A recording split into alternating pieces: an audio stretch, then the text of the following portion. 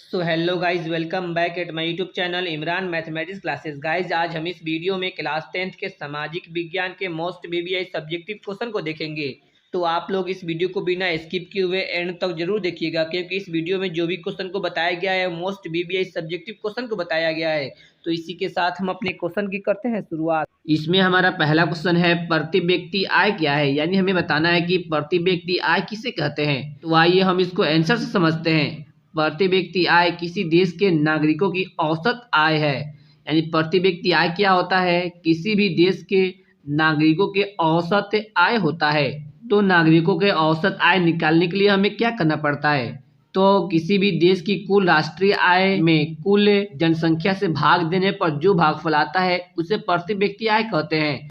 यानी किसी भी देश की जितनी राष्ट्रीय आय है उसमें से कुल जनसंख्या से भाग अगर दे दे और जो हमें भागफल प्राप्त होता है उसी को हम लोग प्रति व्यक्ति आय कहते हैं। यानी कि हम सिंपल वर्ड में कह सकते हैं कि यदि किसी देश की हमें प्रति व्यक्ति आय निकालना हो तो उस देश की कुल इनकम्स को अगर हम कुल जनसंख्या से भाग दे देंगे तो प्रति व्यक्ति आय निकल जाएगा।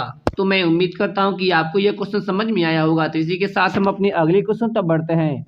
इसमें हमारा अगला क्वेश्चन है, वस्तु विनिमय प्रणाली क्या है, यानी हमें बताना है कि वस्तु विनिमय प्रणाली किसे कहते हैं। तो आइए हम इसको समझते हैं। वस्तु का मतलब होता है क्या, वस्तु का मतलब होता है वस्तु, और विनिमय का क्या मतलब होता है, विनिमय का मतलब होता है लेन देन। यानी वस्तु का क्या होता है होगा, लेन देन इसमें होता होगा। और प्रणाली क्या है, प्रणाली का मतलब होता है पद्धति।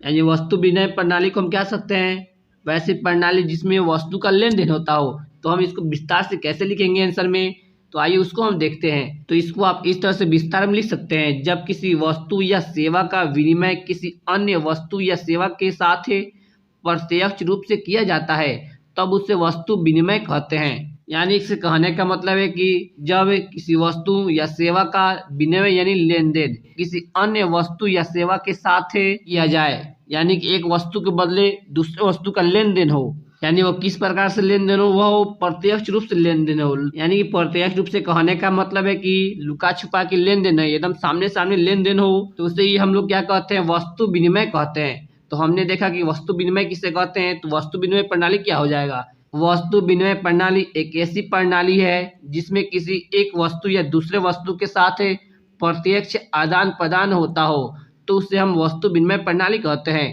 यानी वस्तु विनिमय प्रणाली एक पद्धति है जिसके अंतर्गत हम लोग एक वस्तु के बदले दूसरे वस्तु का लेन देन प्रत्यक्ष रूप से करते हैं। प्रत्यक्ष रूप मतलब लुका छुपा के नहीं, एकदम आमने सामने करते हैं, उसे ही हम लोग क्या कहते हैं, वस्तु विनिमय प्रणाली। अगर हम लोग एग्जाम्पल की बात करें तो जैसे गेहूं के बदले हो गया चावल। तो मैं उम्मीद करता हूं कि आपको यह क्वेश्चन समझ में आया होगा। तो इसी के साथ हम अपने अगले क्वेश्चन तक बढ़ते हैं। इसमें हमारा अगला क्वेश्चन है, निजीकरण से आप क्या समझते हैं। तो इसके वर्ड में ही डिफिनेशन छिपा हुआ है। कैसे, निजी मतलब पर्सनल, करण मतलब करना, यानी किसी चीज का पर्सनल अपना करना। तो आइए हम इसको आंसर से समझते हैं। निजी क्षेत्र के कंपनियों द्वारा, यानी कि वैसी कंपनियां जो पर्सनल किसी का हो। सार्वजनिक क्षेत्र के उद्यमों यानी उद्योगों, सार्वजनिक क्षेत्र के उद्योगों को किसे कहते हैं, यानी जिस पर सरकार का अधिकार, स्वामित्व और कंट्रोल भी सरकार का ही हो। पूर्ण रूप या आंशिक रूप से स्वामित्व प्राप्त करना, यानी सरकार के उद्योगों पर पूरी तरह से या आंशिक रूप से स्वामित्व प्राप्त करना, यानी मालिक होना, और उसका प्रबंधन यानी देख रेख करना निजीकरण कहलाता है। यानी कि निजी कंपनियों के द्वारा जो सार्वजनिक क्षेत्र के उद्योगों पर पूर्ण या आंशिक रूप से स्वामित्व प्राप्त करना ही क्या कहलाता है, निजीकरण कहलाता है। तो मैं उम्मीद करता हूं कि आपको यह क्वेश्चन समझ में आया होगा। तो इसी के साथ हम अपने अगले क्वेश्चन तक बढ़ते हैं। इसमें हमारा अगला क्वेश्चन है, वित्तीय संस्थान से आप क्या समझते हैं, यानी हमें बताना है कि वित्तीय संस्था क्या होता है। तो आइए हम इसको आंसर से समझते हैं। वित्तीय संस्थान के अंतर्गत बैंक, बीमा कंपनियां, सहकारी समितियों आदि को सम्मिलित किया जाता है। यानी कि वित्तीय संस्थान के अंतर्गत बैंकों को, बीमा कंपनियों को, सहकारी समितियों को सम्मिलित किया जाता है, यानी रखा जाता है, जो साख अथवा ऋण के लेन देन का कार्य करता है। हम सिंपल वर्ड में ऐसे कह सकते हैं कि वित्तीय संस्थान एक ऐसी संस्था है जिसमें कर्ज का लेन देन होता है। वो कौन सा करता है, वो करता है बैंक, बीमा कंपनियां, सहकारी समितियों आदि को सम्मिलित किया जाता है उसके अंतर्गत। मैं उम्मीद करता हूं कि आपको यह क्वेश्चन समझ में आया होगा। तो इसी के साथ हम अपने अगले क्वेश्चन तक बढ़ते हैं। इसमें हमारा अगला क्वेश्चन है, अर्थव्यवस्था से आप क्या समझते हैं, यानी कि हमें बताना है कि अर्थव्यवस्था क्या होता है। तो आइए हम इसको आंसर से समझते हैं। अर्थव्यवस्था जीवन यापन के लिए अपनाई गई एक आर्थिक व्यवस्था है। अर्थव्यवस्था क्या है? वह जीवन यापन करने के लिए यह एक अपनाई गई क्या है? एक आर्थिक व्यवस्था है। अब देखते हैं कि इसके अंतर्गत क्या होता है। इस व्यवस्था से ही किसी देश या समाज के सदस्य सभी प्रकार की आर्थिक क्रियाओं का संचालन करते हैं। यानी इसी व्यवस्था के अंतर्गत ही कोई भी देश या समाज के सदस्य किसी भी प्रकार के आर्थिक क्रियाओं का संचालन करते हैं। यानी आर्थिक क्रियाओं का संचालन का मतलब है जो रुपयों के लिए अपना काम करते हैं, उसी को हम लोग क्या कहते हैं? अर्थव्यवस्था। जैसे कृषि, बीमा, व्यापार, उद्योग, बैंकिंग etc। तो उम्मीद करता हूँ कि आपको यह भी क्वेश्चन समझ में आया होगा। तो इसी के साथ हम अपने अगले क्वेश्चन तक बढ़ते हैं। इसमें हमारा अगला क्वेश्चन है, भारत में किस तरह जातिगत असमानताएं जारी है? स्पष्ट करें। यानी इसमें कहने का मतलब है कि भारत में आजकल जाति के आधार पर क्या क्या चल रहा है या क्या जातिगत असमानताएं जारी है अभी भी भारत में, उसी को हमें बताना है। तो आइए हम इसका जवाब आंसर से समझते हैं। भारत में जातिगत असमानताएं निम्नलिखित तरह से है। इसमें पहला असमानता यह है कि अस्पृश्यता का पूरा तरह अंत नहीं हुआ है। अस्पृश्यता कहने का मतलब है छुआछूत का पूरा तरह अभी अंत नहीं हुआ है, क्योंकि आजकल भी छुआछूत जारी है। इसमें दूसरा असमानता यह है कि ऊंच नीच का भेदभाव बना हुआ है। यानी अभी भी बना हुआ है कि यह उच्च जाति से बिलोंग करता है, यह नीच जाति से बिलोंग करता है, अभी भी यह सब बना हुआ है। इसमें तीसरा असमानता यह है कि जाति को राजनीतिक रूप दे दिया गया है। यानी कि इसके कहने का मतलब है कि आजकल के लोग जाति के आधार पर वोट दे रहे हैं। यानी यही हो गया, जाति को राजनीतिक रूप दे दिया गया है। चौथा असमानता यह है कि टिकट बंटवारा, मंत्रिमंडल का गठन आज भी जाति के आधार पर हो रहा है। इसके कहने का मतलब है कि राजनीतिक पार्टी जो भी है वह टिकट दे रहा है, जाति के आधार पर टिकट दे रहा है अपने उम्मीदवारों को। तो मैं उम्मीद करता हूं कि आपको यह क्वेश्चन समझ में आया होगा। तो इसी के साथ हम अपने अगले क्वेश्चन तक बढ़ते हैं। इसमें हमारा अगला क्वेश्चन है, बिहार में हुए छात्र आंदोलन के प्रमुख कारण क्या थे? यानी कि हमें बताना है कि 1974 में जो बिहार में छात्र आंदोलन हुआ था उसका मुख्य कारण क्या था, यानी वह किस लिए हुआ था। तो आइए हम इस क्वेश्चन का आंसर देखते हैं। बिहार में हुए छात्र आंदोलन के प्रमुख कारण यह है कि 1974 ईस्वी में मार्च के दौरान प्रदेश में बेरोजगारी, भ्रष्टाचार, मूल्यों में अप्रत्याशित वृद्धि एवं खदानों की कमी के चलते बिहार के छात्रों ने अपनी सरकार के विरोध में आंदोलन छेड़ दिया। यानी बिहार में हुए छात्र आंदोलन का मुख्य कारण यह था कि बिहार में बेरोजगारी हो गई थी ज़्यादा, भ्रष्टाचार हो गया था, मूल्यों में अप्रत्याशित वृद्धि यानी महंगाई बहुत ज़्यादा बढ़ गई थी, खाद्यान्नों की कमी यानी चावल जैसे राशन वाशन की कमी हो गई थी। इसी के वजह से बिहार के छात्रों ने छात्र आंदोलन छेड़ दिया। इस आंदोलन का नेतृत्व करने के लिए छात्रों ने जयप्रकाश नारायण को आमंत्रित किया। यानी इस आंदोलन को नेतृत्व करने के लिए छात्रों ने जयप्रकाश नारायण को बुलाया इसके नेतृत्व करने के लिए। तो मैं उम्मीद करता हूं कि आपको यह क्वेश्चन समझ में आया होगा। तो इसी के साथ हम अपने अगले क्वेश्चन तक बढ़ते हैं। इसमें हमारा अगला क्वेश्चन है, राजनीतिक दल की परिभाषा दें। यानी हम बताना है कि राजनीतिक दल क्या होता है। तो आइए हम इस क्वेश्चन का आंसर देखते हैं।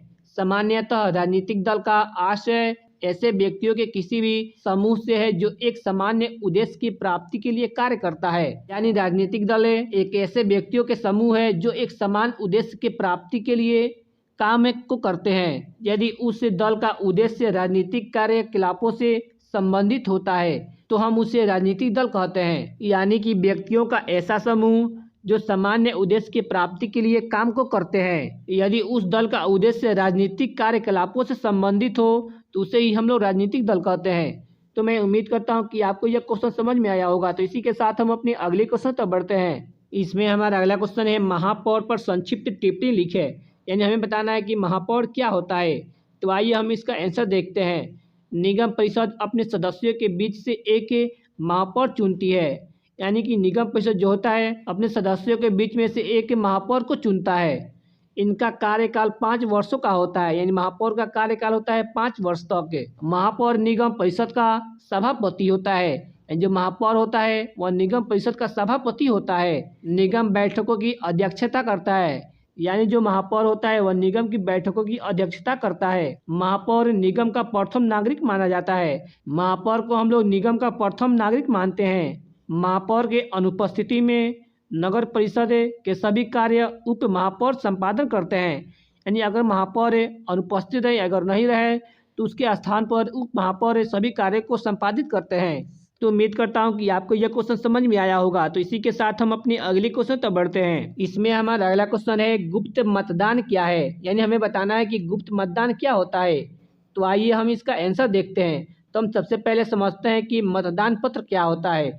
मतदान पत्र वह दस्तावेज है जिसमें मतदाता अपने मताधिकार का प्रयोग करते हैं। यानी मतदान पत्र वह होता है जिसमें मतदाता यानी वोट देने वाले अपने मताधिकार का प्रयोग करते हैं। अगर इसे गुप्त रूप से व्यवहार में लाया जाए, यानी उसी मताधिकार को जब हमें गुप्त रूप में व्यवहार में लाया जाए तो हम इसे ही गुप्त मतदान कहेंगे। इस प्रकार की पद्धति अपनाने से यह लाभ होता है कि किसी को यह पता नहीं चल पाता है कि किसने किसके पक्ष में मतदान किया।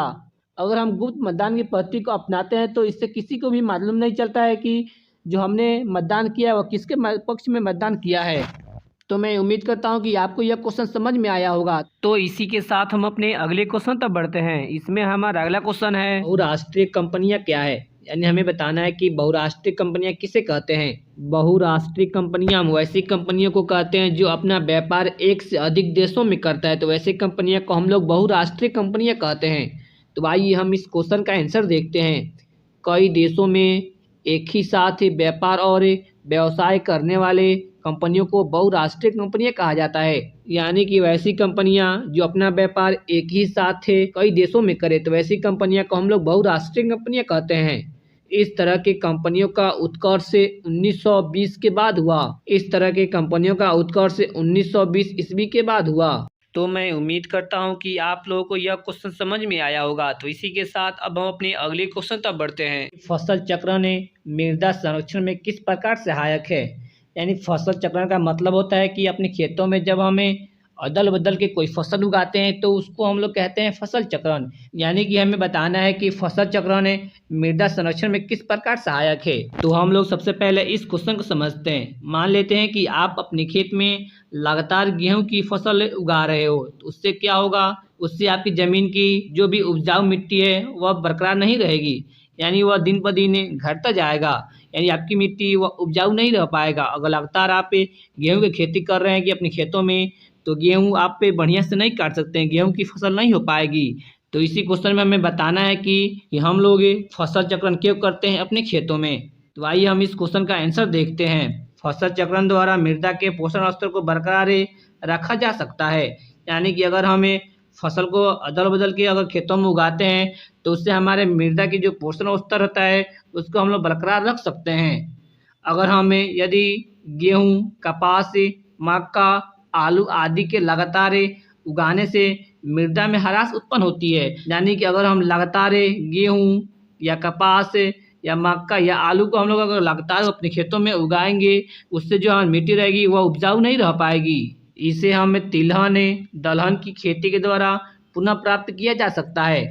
यानी कि अगर हम लगातार गेहूं, कपास, मक्का, आलू की लगातार खेती करते हैं तो उससे जो हमारी मृदा रहेगी वो उपजाऊ नहीं रह पाएगी। तो उसको हम लोग फिर उपजाऊ बनाने के लिए हम लोग उसमें तिलहन और दलहन का खेती करते हैं, जिसकी वजह से इससे नाइट्रोजन का ऑक्सीकरण होता रहता है। यानी अगर हम खेतों में तिलहन और दलहन की खेती करते हैं तो उससे हमें नाइट्रोजन का ऑक्सीकरण होता है। यानी हमारे खेतों में जो नाइट्रोजन होता है वह बरकरार बना रहता है। इसलिए फसल चक्रण मृदा संरक्षण में इस प्रकार सहायक है। यानी इसलिए फसल चक्रण हमारे खेतों के लिए अति महत्वपूर्ण है। उम्मीद करता हूँ कि आप लोग यह क्वेश्चन समझ में आ गया होगा। तो इसी के साथ हम अपने नेक्स्ट क्वेश्चन तक बढ़ते हैं। इसमें हमारा अगला क्वेश्चन है, दांडी यात्रा का क्या उद्देश्य था। यानी हमें बताना है कि हमें दांडी यात्रा किसके कारण हुआ, इसका उद्देश्य क्या था। तो दांडी यात्रा का मुख्य उद्देश्य यह था कि नमक कानून को भंग करना था। दांडी यात्रा का मुख्य उद्देश्य था नमक कानून को भंग करना था।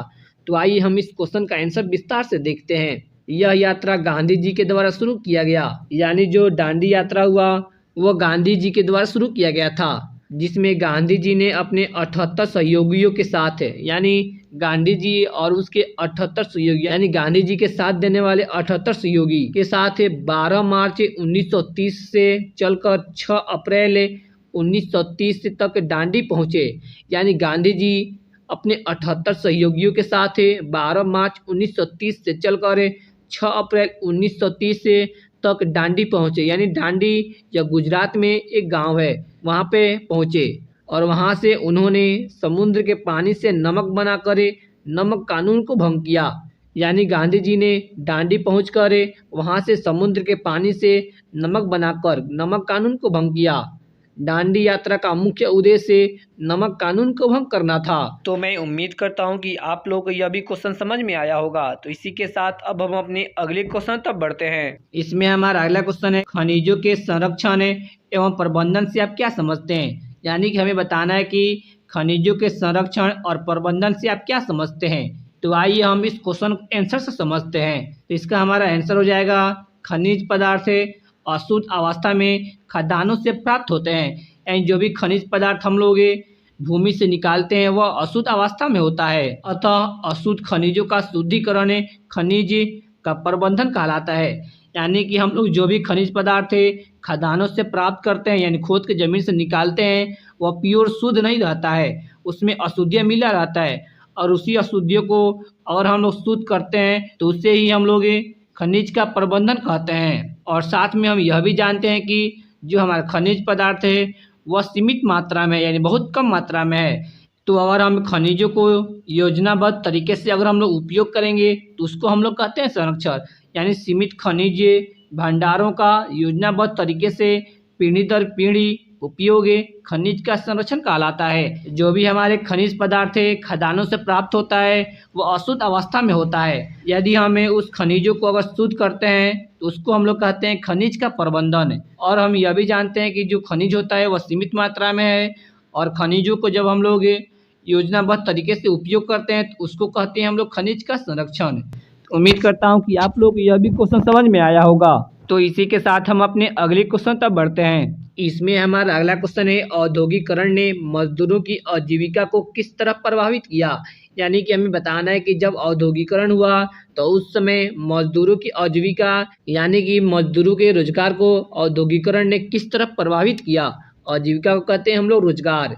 तो आइए हम इस क्वेश्चन का आंसर देखते हैं। बाराबंदी प्रथा के अंतर्गत जमींदारों ने छोटे छोटे खेतों को खरीद कर बड़े बड़े फॉर्म स्थापित कर लिया।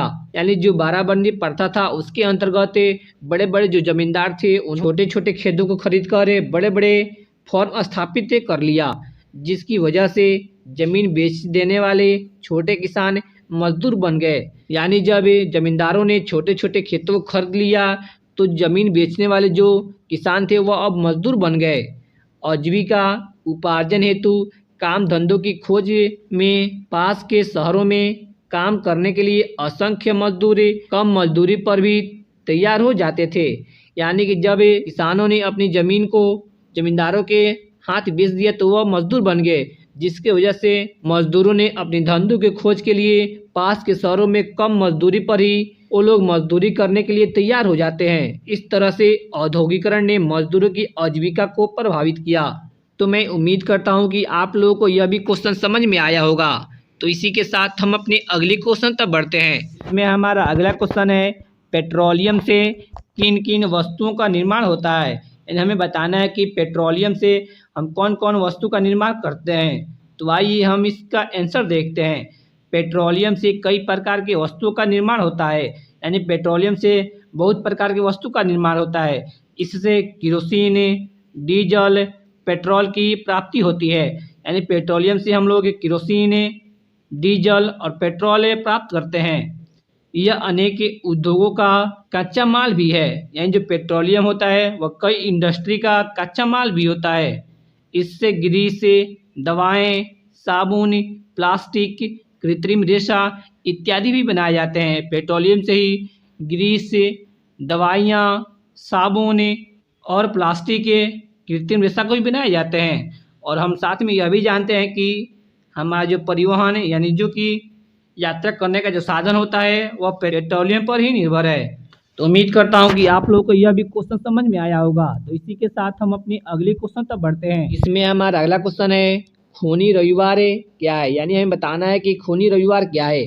तो आइए हम इस क्वेश्चन को आंसर से समझते हैं। 1904-05 के रूसी जापानी युद्ध में रूस की पराजय। यानी जब 1904-05 में रूस और जापान के बीच जब युद्ध हुआ उसमें रूस की पराजय यानी हार हो गई। उसके बाद रूस में क्रांति हो गई।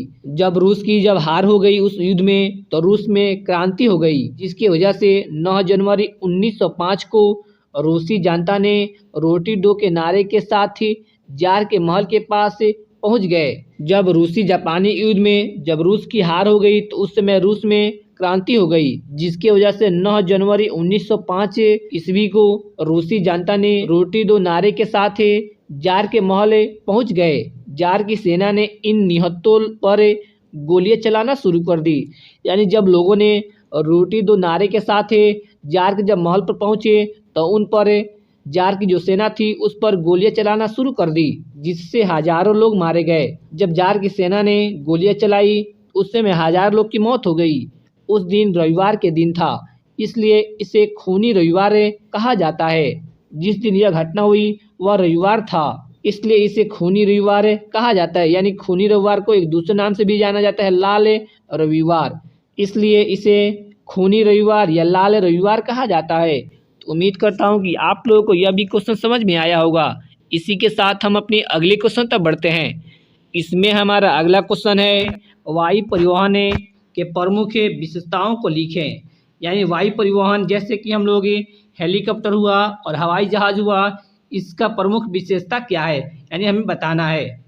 तो आइए हम इस क्वेश्चन का आंसर देखते हैं। वायु परिवहन के प्रमुख विशेषताएं निम्नलिखित है। यानी वायु परिवहन के ये सब विशेषताएं लिखी हुई है। तो आइए इसमें हमारा पहला विशेषता है, हवाई जहाज सीधी रेखा में उड़ान भरते हैं। यानी जो हवाई जहाज या हेलीकॉप्टर होता है वह सीधी रेखा में उड़ता है। इसका दूसरा विशेषता यह है कि यानी जो वायु परिवहन होता है बहुत ही महंगा होता है। इसका तीसरा विशेषता यह है कि इसके द्वारा तीव्रतम यात्रा संभव है। यानी कि हम लोग वायु परिवहन से बहुत जल्दी यात्रा अपना समाप्त कर सकते हैं। यानी कि हम लोग वायु परिवहन के द्वारा बहुत तेज़ी से अपना यात्रा कर लेते हैं। इसका चौथा विशेषता यह है कि यह परिवहन में ट्रैफिक जाम की समस्या नहीं आती है। यानी जो वायु परिवहन होता है उसमें ट्रैफिक जो जाम होता है उसकी समस्या नहीं आती है। इसका पांचवा विशेषता यह है कि प्राकृतिक आपदा के समय भी यात्रा में कोई रुकावट नहीं होता है। यानी जो प्राकृतिक आपदा जैसे बाढ़ आ गया या कुछ भी प्राकृतिक आपदा आ गया, उससे हमारे जो यात्रा होता है उसमें कोई भी रुकावट नहीं आता है। यही हो गया 5 प्रमुख विशेषताएं वायु परिवहन के। इसमें हमारा अगला क्वेश्चन है, रेशम मार्ग से आप क्या समझते हैं। यानी हमें बताना है कि रेशम मार्ग क्या है। तो आइए हम इस क्वेश्चन का आंसर देखते हैं। समरकंद, पर्शिया, सीरिया मार्ग को रेशम मार्ग कहा जाता है। यानी समरकंद, पर्शिया और सीरिया जो मार्ग है उसी मार्ग को हम लोग रेशम मार्ग कहते हैं। यह एशिया से यूरोप पे पहुँचने का व्यापारियों का मार्ग था। यानी जो रेशम मार्ग था वह एशिया से यूरोप पहुंचने का मार्ग था व्यापारियों का। इस रेशम मार्ग से 11वीं शताब्दी में चीन से कागज यूरोप पहुंचा।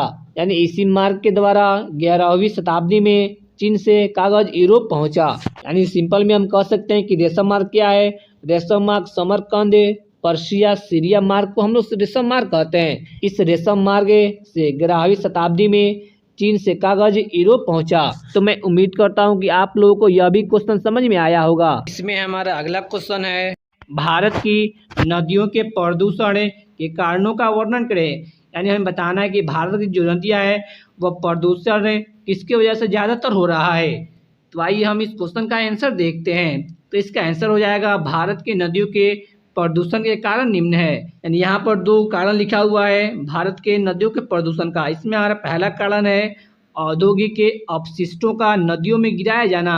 यानी इंडस्ट्री के जो भी अपशिष्ट पदार्थ जो होते हैं उसको नदी में गिरा देते हैं, उससे हमारा नदी प्रदूषित हो जाता है। इसका दूसरा कारण यह है कि शहरी मल जल या कचरे को नदियों में गिराया जाना। यानी शहर या गांव के जो नाली होते हैं और या कूड़ा कचरा जो होते हैं उसको नदियों में गिराया जाता है, जिसकी वजह से हमारी नदियाँ प्रदूषित हो जाती है। यही इसका 2 प्रमुख कारण है। उम्मीद करता हूँ कि आप लोगों को ये सभी क्वेश्चन समझ में आया होगा। आप लोग इस सभी क्वेश्चन को बढ़िया से याद कर लीजिएगा। तो यह हमारा लास्ट क्वेश्चन था। तो अगर आपको यह वीडियो पसंद आया हो तो वीडियो को लाइक करें और चैनल पर नए हो तो चैनल को सब्सक्राइब करें और साथ ही बेल आइकन को भी प्रेस करें, जिससे कि इस प्रकार की जब मैं कोई भी वीडियो अपलोड करूं तो उसका नोटिफिकेशन आपको समय समय पर मिलता रहे। तो thanks for watching this video.